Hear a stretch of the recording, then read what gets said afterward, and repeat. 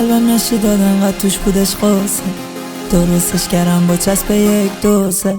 میبینمت با اون پسر خاکوسه، کسی حالمو الان نمیپرسه.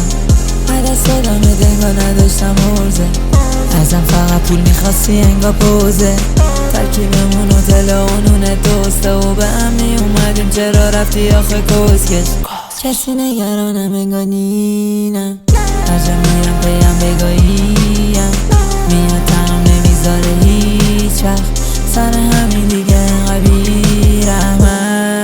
مثل قبل نیستم اصلا، همه گیر کردم تنم بیش از هم، ولی میمونم توی شهرم، با اینکه میدونم همه اینجا با هم قرارم. حتی اگه یه روزی بمیرم میدونم که کسی قرار نیست بیاد خب سر قبرم. میدونم آجی اینا رو میدونم، همه یه جور نگاه میکنن انگار دیوونم. با این که اصلا حوصله ندارم، ولی تو ازم میپرسن که چطوری، میگم میزونم. سمت چپ سینم درد میکنه، علی دیگه ردی مدی شده. یادش بخیر دلش نمی شدش واسه من، ولی الان دلش سنگی شده. شاید واقعا بعدم و شاید واقعا بد اخلاق، شاید واقعا بد اخلاقم، آخه همه بعدم با.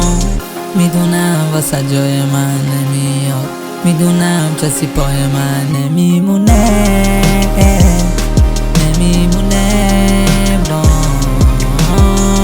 قلبم نشی داد انقدر توش بودش قاسه، درستش کردم با چسب 1 2 3.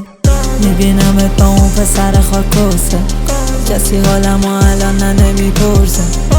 دست دادم انگار نداشتم عرضه، ازم فقط پول میخواستی انگار پوزه. ترکیبمون و تلونون دوسته و به هم میومدیم، چرا رفتی آخه کسکش؟